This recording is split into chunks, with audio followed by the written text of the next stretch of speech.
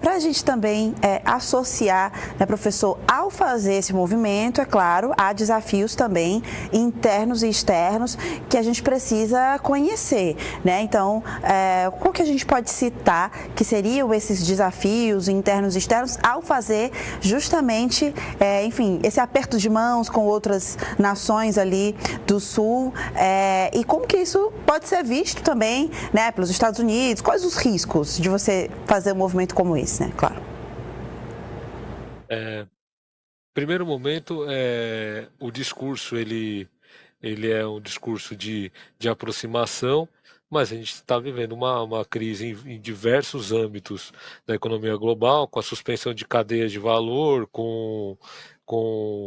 os países todos, não só a China, né, com os países todos tendo que procurar novas rotas. Desculpa fazer um desvio, mas eu acho que é importante citar, aqui mesmo no Brasil a gente tem aquela situação, a China vai absorver a soja brasileira que não está sendo comprada dos Estados, a soja vai substituir a soja americana pela soja brasileira por conta da taxação. Todo esse reordenamento das cadeias globais de valor e suprimento tem um tem um custo relacionado, um custo muito alto relacionado à crise tarifária que está sendo vivida, né? Então,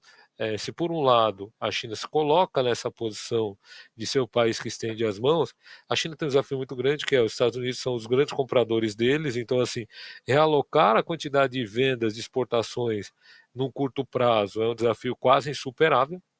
Por outro lado, os outros países também estão tendo que se reposicionar e tentar entender qual é a capacidade da China, né, já que estamos falando sobre China e Estados Unidos, qual que é a capacidade da China de absorver os produtos que eles vendem, que eles vendiam para os Estados Unidos. Né, o caso que eu citei aqui, né, a própria soja brasileira, a China vai absorver do Brasil e de Argentina, por exemplo, né, que são os dois grandes produtores de soja aqui na América do Sul, vai absorver desses dois países a soja que não vai comprar dos Estados Unidos, né? Ainda que a decisão seja essa, você tem um custo logístico, você tem um custo de cadeia, você tem a realocação dos suprimentos,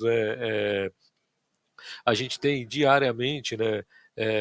as reações dos mercados, então as bolsas estão reagindo muito mal, né, a toda essa incerteza. Enquanto a gente aguarda, a gente tem enquanto aguardamos cenas do próximo capítulo, né, que são diárias agora, né, todo dia agora tem uma novidade. A reação que a gente está tendo nos mercados emergentes é de fuga de dólar, o dólar está voltando para os Estados Unidos, procurando mercados que seriam mais estáveis, né? Então, assim, tem um custo interno para a China e tem um custo global que todos estamos pagando, né?